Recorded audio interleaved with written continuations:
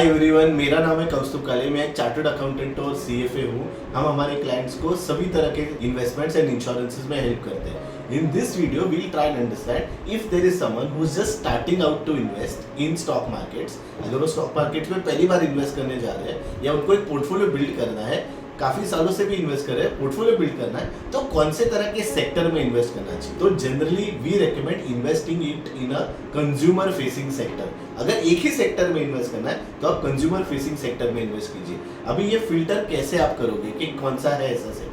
तो पहला चीज आपको देखना है कि कंपनी के पास प्रोडक्ट होना चाहिए। Means the company should be dealing in some kind of tangible product which it sells. That is the first filter. Point 2 is it should be a B2C company. When I say B2C product or a B2C company means the company should be directly selling it to the general public. Point 3 is branded होना चाहिए। Means क्या कि company के product के लिए या company के पास एक ब्रांड पुल होना चाहिए जिसकी वजह से लोग उनके प्रोडक्ट्स रिपीटेडली परचेज करते हो या फिर उनका ब्रांड इतना स्ट्रांग है कि people swear by their products. So 3 important filters which will help you understand it's a consumer facing company or a consumer facing sector is, first is it should be a product. There should be a tangible product that the company is selling.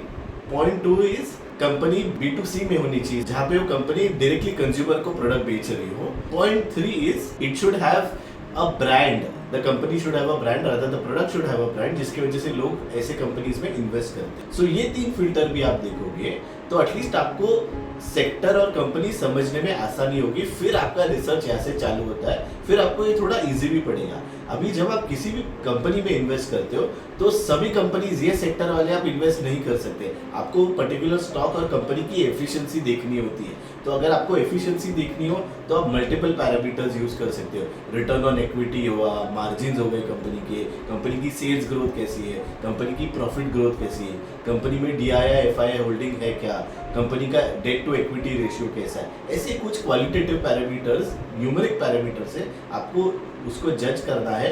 But जो आपका company का sectors है या choosing है वो ये sector से ही आप स्टिक कीजिए। आपको बहुत ईजी होगा और आपको रिसर्च करने में भी मजा आएगा। So thank you so much everyone.